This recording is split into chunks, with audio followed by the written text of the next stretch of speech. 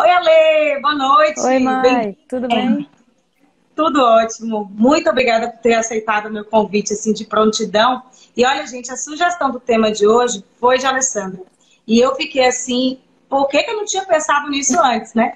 Porque é um tema tão interessante e que a gente debate muito pouco, né? E que interfere na vida de muitas de nós, né? Eu acredito que tenha interferido na minha, na sua, Alessandra, e na de todo mundo que possa estar assistindo aí, no caso, estamos falando diretamente hoje com as mulheres, mas os homens também precisam aprender um pouquinho sobre esse tema.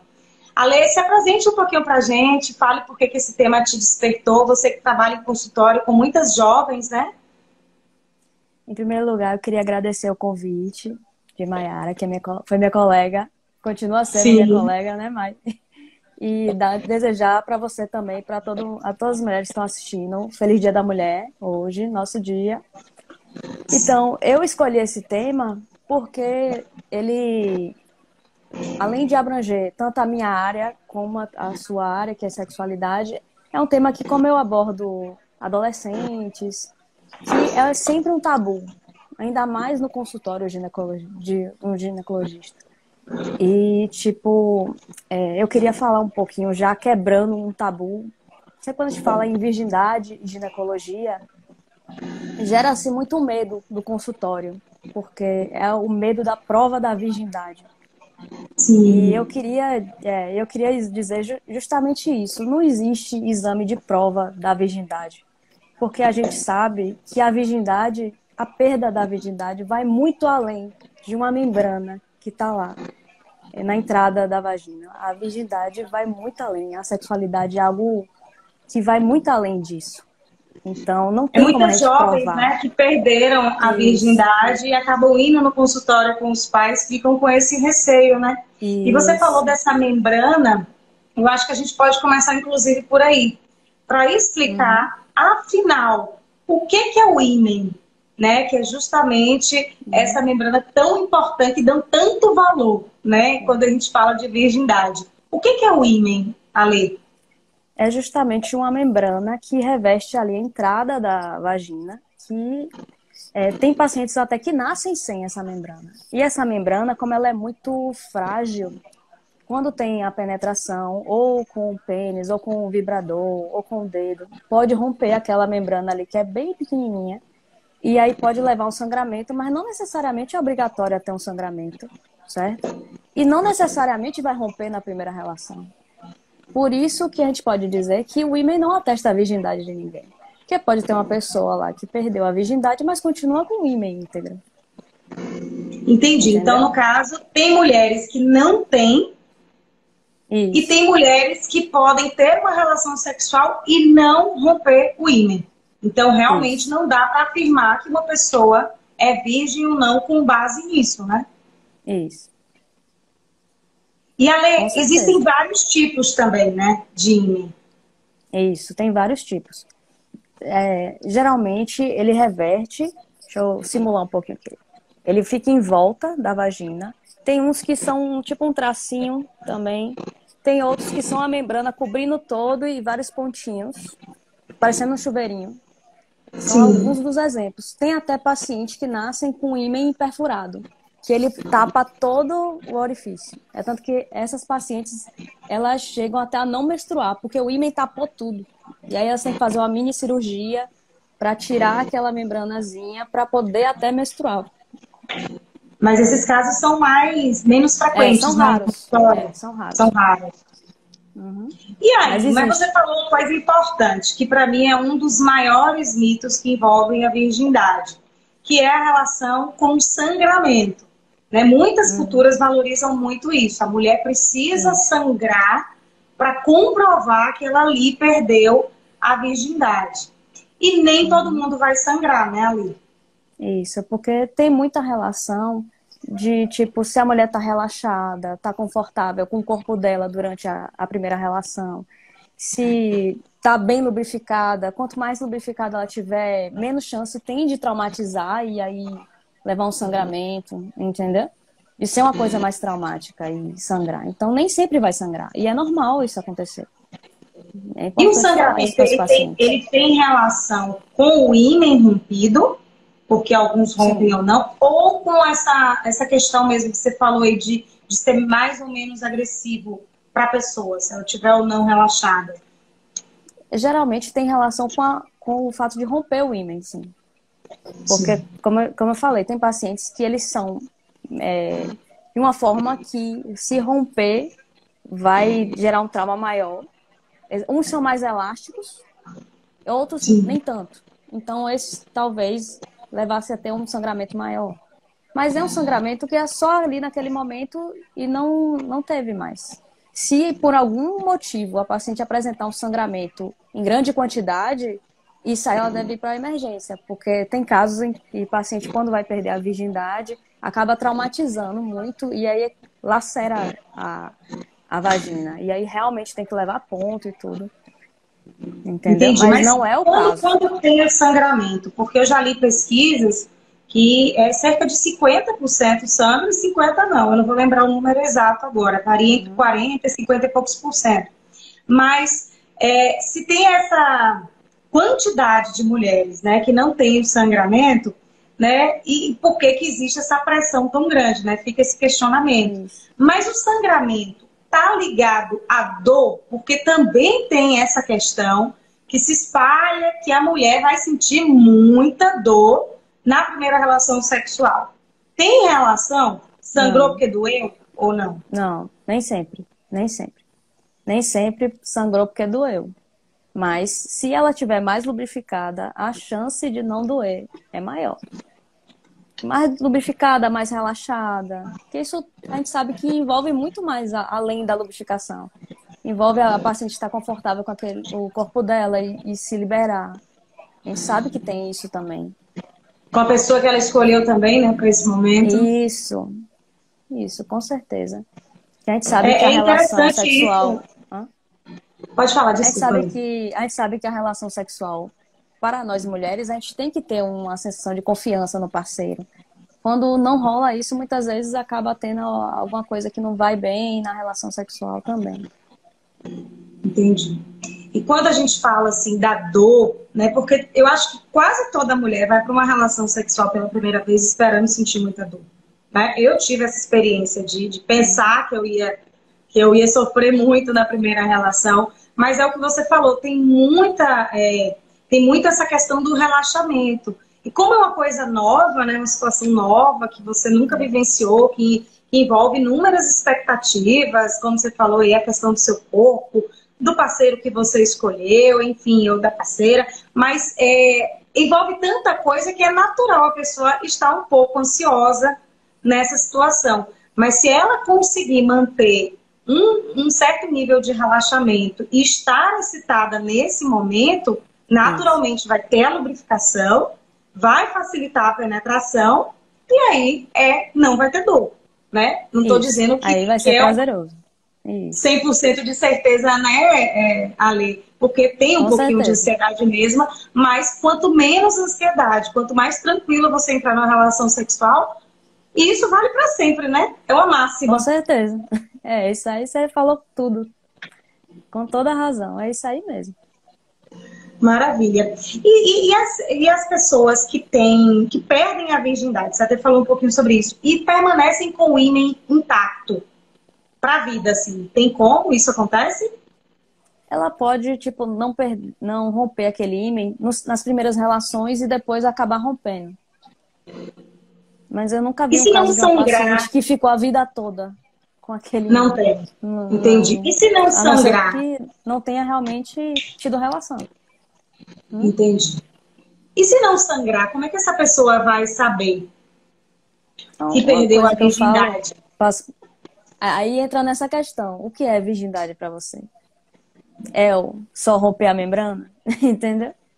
Mas quando a paciente tem dúvida se rompeu ou não o ímã, aí eu sempre falo para a paciente, pega um espelhinho e se observa antes, para ver como é que é teu ímã, como é que é a tua anatomia. Isso é importante também para o autoconhecimento da paciente. E aí, depois da relação, se ela quiser, tiver essa curiosidade de se observar, vai ver uma mudança. Não é uma mudança radical, entendeu? Mas pode ver que a membranazinha se rompeu. E afinal, Ale, você falou um pouquinho de mudança aí, que tem essa mudança no mínimo. Tudo bem. Mas em relação ao corpo da mulher, o que que muda quando ela perde a virgindade? Não muda absolutamente nada. Isso aí, inclusive, é um tabu, que as mulheres acham que vai acontecer alguma coisa, mas não muda absolutamente nada. Que vai ter uma Só... mudança no corpo, É, né? Que o seio vai crescer, a bunda vai aparecer, aí pronto, fica achando que vai estar dando na pinta para todo mundo quando você é, perdeu a virgindade. isso é o mito, Não muda mas nada, né? não muda nada. Não muda E Ale, nada. O eu já corpo continua recebi essa mesmo. pergunta várias vezes no meu Instagram e hoje eu recebi de novo em relação à questão da vagina, né? Se ela vai ficar mais larga, o que que vai mudar em relação ao canal vaginal com a perda da virgindade, né? Depois de ter a primeira relação sexual, vamos dizer assim. Ó, e depois de ter a primeira relação, a vagina não muda. Continua do mesmo jeito. O que pode acontecer é, depois do parto, a vagina ela pode enlarguecer um pouquinho. Ainda mais se teve rotura no parto, se foi parto normal, teve alguma laceração ampla, rotura, alguma coisa assim. Pode aumentar um pouquinho, mas não é nada fora do normal, não. É um aumento esperado que pode acontecer. Não é nada fora do normal. O parceiro não vai sentir que tá folgado. Entendeu? De jeito nenhum, né? E nem se tiver muitas relações, quanto mais se for só a primeira. Isso. Pois Olha, é, não vai ter diferença. colocaram aqui, ó, muda só o psicológico, realmente. Isso aí eu acredito, que tem uma mudança sim. E É deixaram aqui isso, também um recadinho para verdade. você, cadê? Deixa eu achar aqui, falando que é a melhor doutora da maternidade Roberto Santos. Oi, Você trabalha onde, Ale, obrigada. hoje? Eu dou plantão no Roberto Santos. Eu sou plantonista de lá da maternidade. E eu trabalho em consultório na Clivale e na Medjan, que é outra clínica também. Entendi. Mas E como como é que plantonista, funciona só tô no Roberto agora. no Roberto Santos, que o pessoal aí já elogiou seu trabalho? E como é que Obrigada. funciona no caso das adolescentes? Você indica os pais a levarem a adolescente antes de perder a virgindade, antes de ter a primeira relação sexual, de ir ao consultório ginecológico? É sempre importante, porque muitas vezes a paciente tem alguma dúvida sobre o corpo ou sobre o ciclo menstrual, quer tirar algumas dúvidas. Às vezes quer tirar dúvida até para começar a vida sexual. Tem muita paciente que vem para mim antes de começar a relação sexual porque quer usar uma pílula para se prevenir já, pensando nisso, entendeu? Isso é Entendi. importante, porque é uma demonstração que a gente está tomando as rédeas da nossa saúde reprodutiva. A gente que vai decidir quando a gente vai ter filho, engravidar, e que sabe que aquilo, que a consulta é justamente para ajudar a gente. Tipo, eu não tô lá para julgar ninguém, entendeu? A gente está na consulta para justamente ajudar. Por isso que eu Geralmente os falo pais isso de... acompanham essa Hã? adolescente? Geralmente os pais Geralmente, acompanham? geralmente os pais acompanham. Por quê? Porque paciente que é menor de idade, abaixo de 18 anos, ela não pode ficar sozinha na consulta. Mas às vezes os pais deixam ela lá pra, tipo, não vou deixar, doutora, ela já é mocinha, já considero ela mocinha, então já vou deixar ela só para conversar contigo, particular. Aí eles deixam, mas se for fazer o exame físico, a gente não pode fazer o exame físico de uma paciente que é menor de idade sem ninguém na sala. E como é esse exame, Ale, de uma adolescente que ainda não teve a primeira relação sexual? Tem alguma diferença? Como é que faz? Porque tem que preservar justamente esse ímen, né? Se ele ainda Sim. estiver intacto. A gente não faz exame especular e para colher preventivo. Às vezes vem paciente querendo colher preventivo, que é virgem, mas no máximo que você pode coletar material da vagina com um cotonetezinho, uma escovinha, mas não passa o espéculo, que é aquele aparelho que abre a vagina para poder enxergar o colo do útero. Então isso a gente não pode fazer. E quando essas adolescentes conversam com você, quais são as principais dúvidas? Hoje em dia você sente que elas estão mais tranquilas para falar de sexo do que foi há um tempo atrás? Acho que sim, acho que as pacientes estão mais tranquilas. Sim, com certeza. O Às que vezes que elas elas até perguntam? pedem pra, tipo assim, até pede pra mãe não participar, mas depois a mãe entra depois.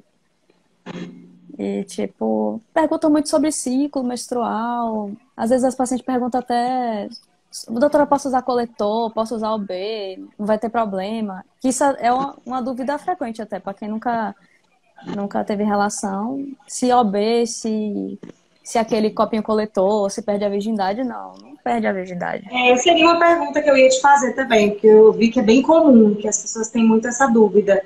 Né? Então, uma adolescente que nunca teve relação, ela pode utilizar o OB e o coletor menstrual sem Pode, nenhum problema? sim, pode Por sim. que não rompe? Eu achei que poderia também. O risco de romper existe, mas aí a gente entra naquela questão. A virgindade não se resume a rompimento da membrana. Mas se Porque, para a pessoa for inclusive, muito importante esse ímã, aí você indica não utilizar essas? aí ela pode não utilizar ou utilizar de forma a ter mais cuidado, entendeu? Para ter mais cuidado na inserção, para tentar não danificar.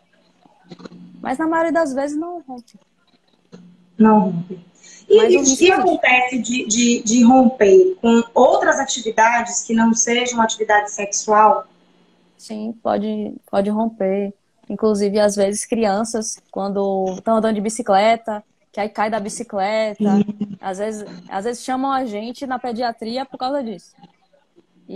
Que apresentou um sangramento, depois cai da bicicleta, pode acabar rompendo o ímã. E isso não quer dizer que a virgindade dela foi comprometida, porque geralmente é um trauma que é só que bate ali, mas não tem penetração, entendeu? Mas Foi pode acabar só rompendo, só pelo trauma. alguns, alguns são mais frágeis, podemos dizer assim? Sim, E sim. quais os métodos contraceptivos? Eu imagino que quando esse adolescente vai para a consulta ginecológica, né, imaginando começar uma vida sexual, uma das primeiras preocupações deve ser com a contracepção, né? Como é que você Uhum. orienta essas meninas? Geralmente elas acabam optando pela pílula, por ser um método que é hoje de mais fácil uso das pacientes, que é o mais difundido, mas ela pode usar qualquer método. Entendi. Inclusive, se ela quiser usar o DIU, que é o método que a gente usa o espéculo para fazer a inserção, aí ela tem que estar ciente de que como a gente vai usar o espéculo para fazer a inserção, pode acabar rompendo. Mas ela pode, inclusive, até usar o DIU. Ah, então pode colocar mesmo sem ter tido relação. Sim. Eu Só achei que que não. aí, só que aí tem essa questão que eu tô te falando. Como a gente Uhum, vai usar um aparelho que pode acabar rompendo o ímã, a paciente tem que ter ciência disso. entendi.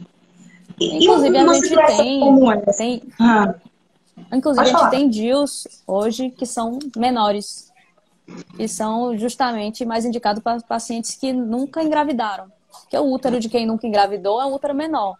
Então, ele se adapta melhor àquela paciente que nunca engravidou. Então, a chance de rejeição é menor. Então, a gente já tem essa tecnologia a mais para ajudar essas pacientes que nunca engravidaram. Mas você acha, Ale, que uma jovem que vai para uma consulta para colocar um DIU antes de ter uma relação sexual, que aí você vai utilizar esses aparelhinhos para abrir ali, que a gente sabe que não é nada confortável. Você É, acha que isso pode criar algum receio depois de ir para uma penetração? ela tem que estar muito bem resolvida para poder decidir por isso, por esse método, porque você já vai sabendo disso. Então você tem que estar muito bem resolvida com o seu corpo. Tem mulheres hoje que já não tem mais essa visão que a gente tinha antigamente. Poxa, vai ter essa penetração. Mas hoje em dia tem pacientes que estão muito mais bem resolvidas. Hoje em dia a informação também é muito maior, mas pode acontecer. É raro uma paciente que não perdeu a virgindade ainda querer colocar um DIU, mas eu estou aqui dizendo que pode botar. Existe a Uhum. possibilidade, né? E Mas aí é afinal, como eu falei, vai depender da paciente, da intimidade dela com ela mesma, de querer aceitar também e ser tudo bem. que a primeira experiência seja numa consulta ginecológica. Né? Isso, é. E Já teve até afinal, um caso como lá no se prepara? hospital disso que Diga, eu conte, falei. adoro Teve até um casos. caso no hospital de um. Isso aí eu que eu ouvi falar, certo? Foi uma Ah, paciente que ela acabou engravidando de uma relação que ela não perdeu a virgindade porque o pessoal fala que foi nas coxas, né? Que o homem ejaculou por entre as pernas e ela acabou engravidando. E aí ela decidiu por ter um parto normal. E quem tirou a virgindade, que é o rompimento do ímã, foi o neném quando nasceu. caramba! É, Não, peraí. Peraí, deixa eu processar. é um caso que Primeiro, eu é ouvi falar lá possível, no né, hospital. engravidar dessa Sim, forma. É bom a gente esclarecer. é possível, sim. E aí, depois disso, ela não teve nenhuma relação. Não, não sei. É, pelo É, visto, sim, né? provavelmente não, Pelo hein? visto, sim. Se o Caramba! ímã ficou lá, provavelmente ela não teve relação, porque quem rompeu o ímã foi o neném. O bebê. Ah, lembrei quem me contou esse caso. Foi um professor lá do hospital que me contou esse caso. Foi. Menino, caso de estudo, viu? E a Isso aí é. pessoa pode engravidar na primeira relação sexual, né, Ale? Porque tem essa questão Pode. também. A primeira vez não precisa de tanto cuidado. Sim, é porque às vezes a paciente tem aquele tabu de que não, a primeira relação não corre risco, mas corre risco normal, como qualquer outra mulher. É tanto que Olha hoje as esse pacientes exemplo, né? estão cada vez. Olha esse exemplo que você deu. Pois é, tanto que hoje as pacientes estão cada vez mais conscientes e querendo começar a usar a pílula antes de ter a primeira relação. Que loucura, viu? E vem cá, quando a gente fala também de virgindade, a gente fala muito de perder a virgindade, mas passando alguns anos, a gente observa que tem muitas mulheres querendo voltar a ser virgens, né? Outro tabu, outra baboseira que a gente escuta por aí. Tem Sim. produtos que são vendidos no mercado que prometem deixar essa mulher virgem de novo. Ale, esses produtos funcionam? Qual é o efeito que eles Ele, causam aí no corpo? olha, os produtos funcionam, só que tem um preço. Porque o produto, ele é adstringente, ou seja, ele tira todas as secreções dali. Então a vagina vai ficar seca. Então, isso a gente sabe que ter uma relação sexual sem lubrificação, com a vagina seca, é muito pior para a paciente. Dona Então, isso certa. ali pode gerar muito trauma, muita dor. Então, se o parceiro não controlar muito, aí pode acabar machucando a paciente por conta disso. Mesmo Então, que por ela isso, utilize um lubrificante, por exemplo. isso, porque ele vai levar uma secura vaginal importante e aí isso aí acaba apertando. Por isso é que leva o efeito, né, do apertado. Entendeu? Mas isso aí, vale lembrar que esses cremes são mais, tipo assim, não é pensando muito na gente, nas mulheres, é pensando no parceiro. E prejudicando a gente, entendeu?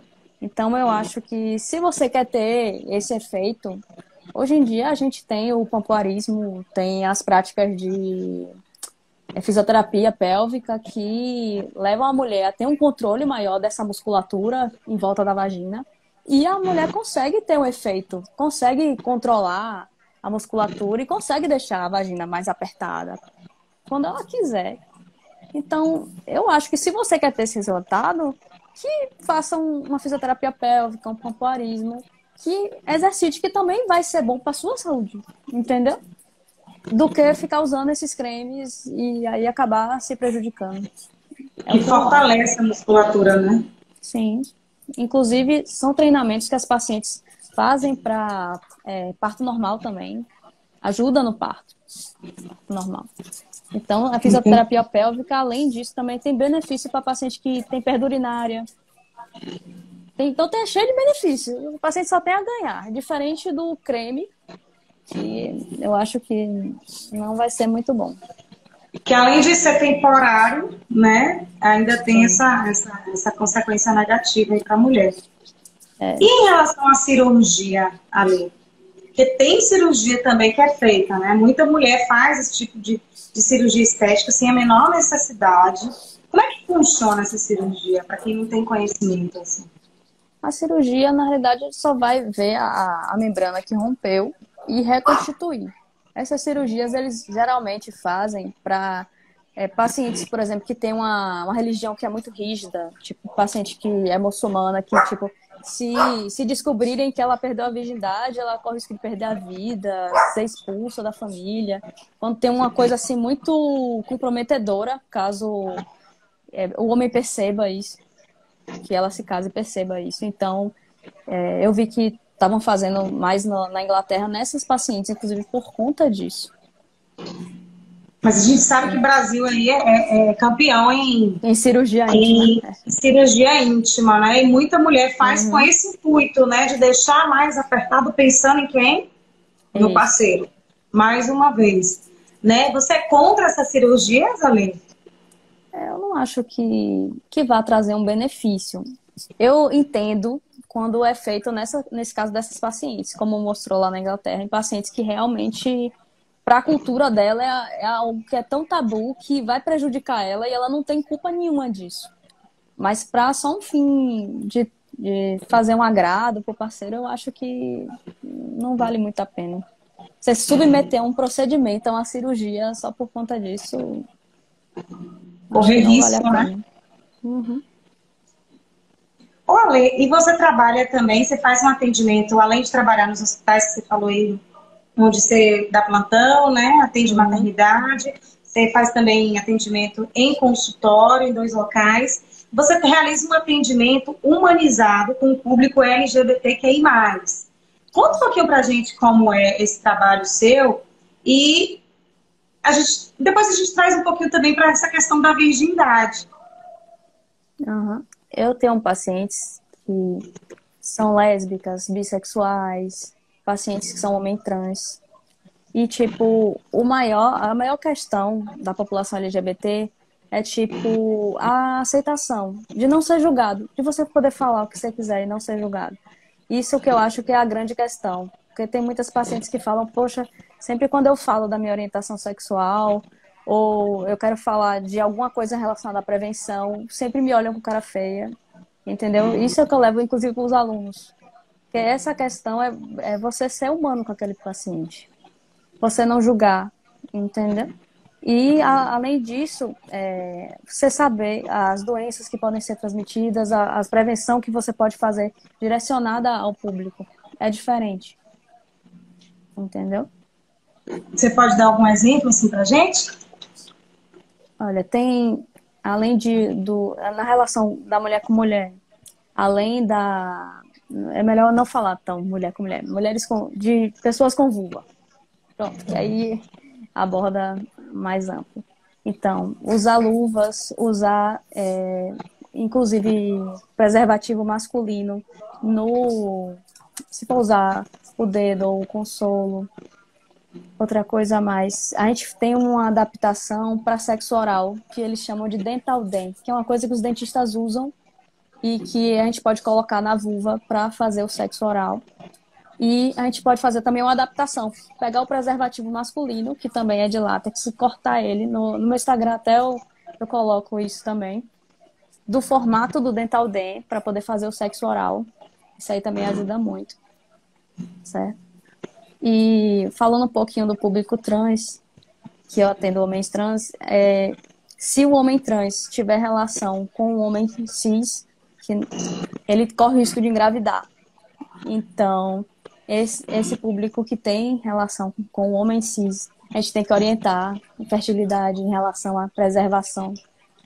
Tipo, ter relação com preservativo, usar sempre lubrificante, porque quando o homem trans ele usa a testosterona acaba levando a um ressecamento da vagina também.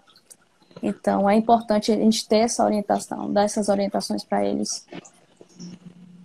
E no caso, para essas pessoas ali, para ir para uma primeira relação sexual, porque se para nós, que temos relações heterossexuais, eu estou falando de mim, por exemplo, a gente já tem tantas informações erradas, tanta dificuldade de chegar a orientações confiáveis, tem tantos tabus e crenças em cima da gente. E para esse público que é menos assistido a nível de informação, como é que é? Quais são as dificuldades? Inclusive foi o meu tema lá no TCC, que eu botei sobre disfunções sexuais nas mulheres lésbicas. E também, mulheres lésbicas também têm tabus, certo? E é como você falou, a população LGBT se prejudica demais, porque não tem tantos estudos voltados para a população LGBT. Então é isso, eu lembro que eu questionei isso na pós. Eu lembro que a gente só teve uma aulinha, entendeu? E aí, por isso que eu também escolhi isso como tema do meu TCC. Tem muitas coisas do universo feminino, cis, de mulheres héteros, que também fazem parte da relação sexual com as mulheres lésbicas, entendeu?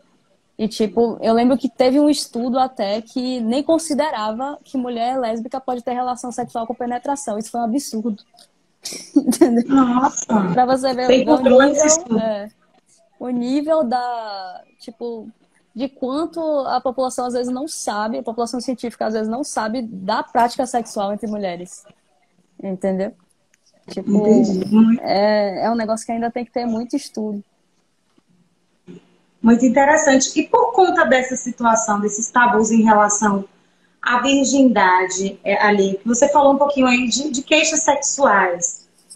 O que chega mais no seu consultório aí? Depois que a mulher, às vezes o receio, o antes ou depois de perder a virgindade. Quais são os problemas sexuais que podem vir aí? Eu acho que o maior medo é medo de ter dor na relação.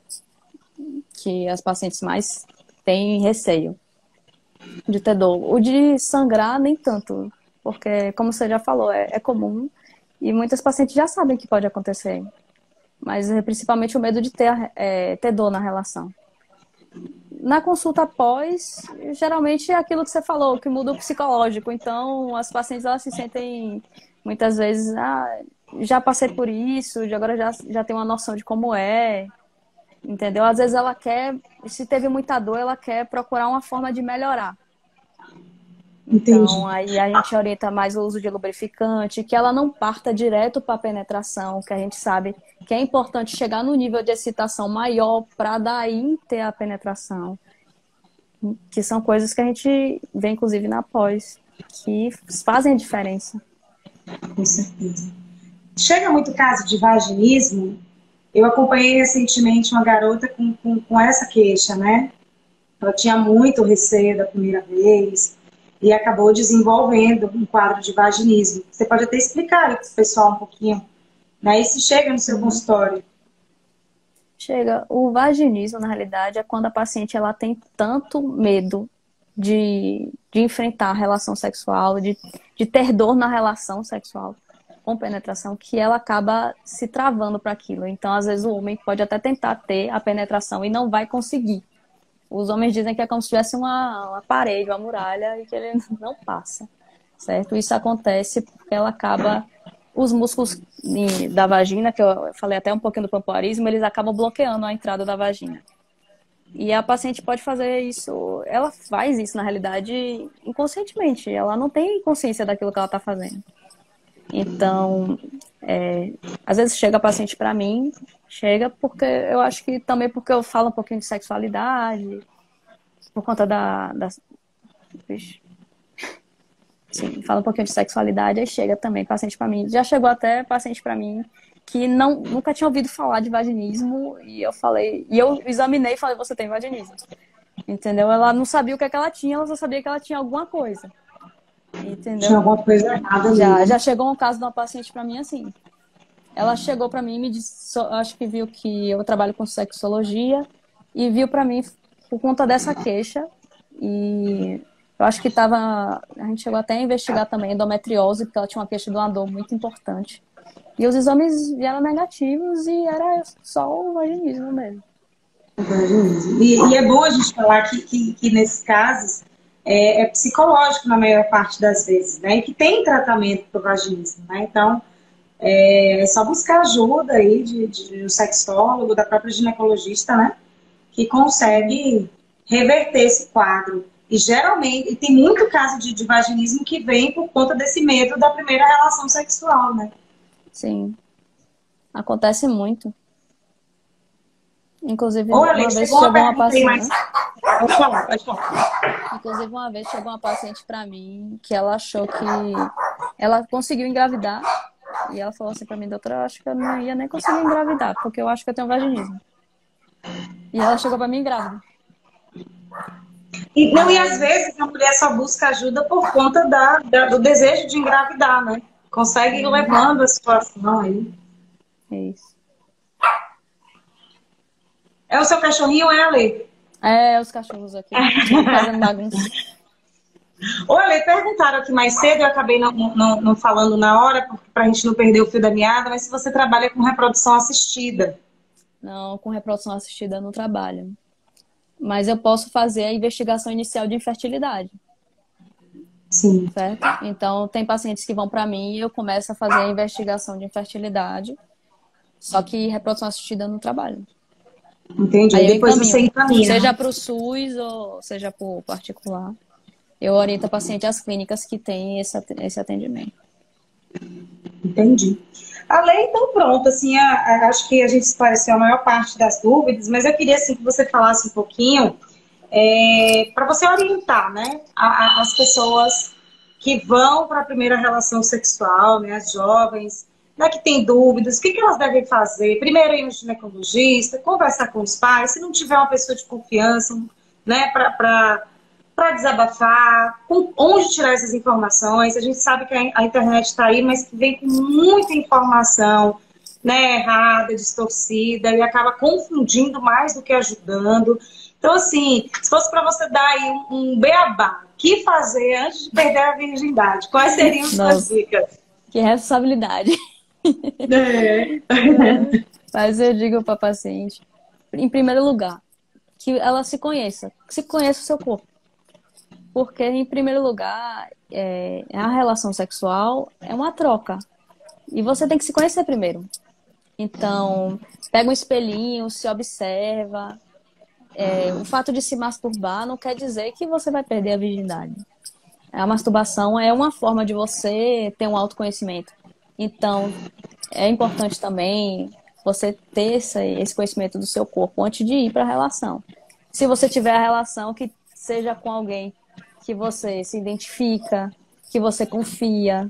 Porque a gente sabe que essa questão da confiança na pessoa, isso faz muita diferença, ainda mais na primeira vez.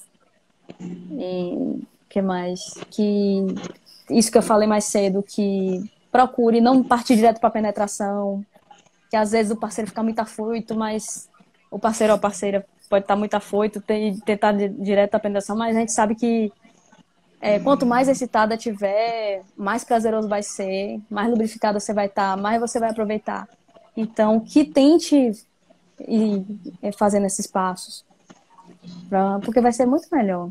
Então, são algumas dicas, mas só quem faz a primeira vez sabe, né? E você falou uma coisa muito importante aí, porque a gente tem uma visão de que a mulher não precisa de ter muita informação antes de ir para a relação sexual. É como se ela fosse descobrir tudo a partir daquele momento. E a gente sabe que não é bem assim. Você tocou em um ponto super importante aí, que é do autoconhecimento, e que às vezes muita gente estranha, né, a gente falando. Eu bato muito nessa tecla no meu Instagram, e eu vejo que você também, em relação à masturbação. Né? E isso pode ser feito muito antes de você ter uma parceria, de você ter algum encontro amoroso, de você se abrir para ter uma primeira relação sexual. E é muito legal que seja feito antes, inclusive, justamente para que você possa, né, mostrar o caminho para a pessoa, né, para mostrar a forma que você sente prazer. Geralmente as mulheres não chegam ao orgasmo com a penetração, né? Chegam ao orgasmo com a estimulação do clitóris, então nem precisa, né, perder essa virgindade para chegar ao prazer, pode se encontrar aí muito antes, né, Ale?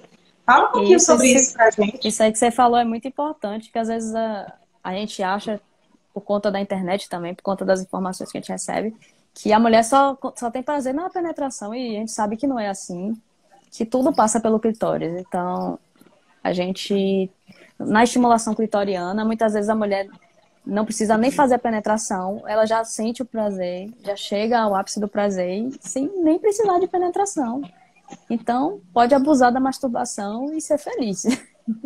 ser feliz antes de qualquer coisa. Né? Isso, e essa descoberta pode ser... Ontem a gente fez uma live aqui, eu vi até que Natália já entrou aí, o pessoal da Love também, a gente fez uma live de como ter mais orgasmos e a gente falou um pouquinho sobre isso, né? De que os homens estão anos-luz na frente das mulheres, os homens cis por conta disso, porque eles são estimulados e há uma permissão, né, para que eles conheçam o próprio corpo, até por conta da anatomia, e para que eles sintam prazer, né, se descubram no sexo muito cedo. E a mulher não, a gente tem que esperar chegar o príncipe encantado, né, para a gente poder começar a descobrir o nosso corpo. E se a gente não faz isso sozinha, vai que essa parceria também não dá conta, né? Também não tem muita informação, também não buscou conhecimento, ou não tem aquela vontade de entender o corpo, né? O seu corpo, o corpo da outra pessoa. Então, realmente, é muito importante isso. Eu acho que é essencial a mulher, antes de qualquer coisa, independente da idade, já começar a se conhecer muito antes. E para aquelas que passaram a vida, né, Ale?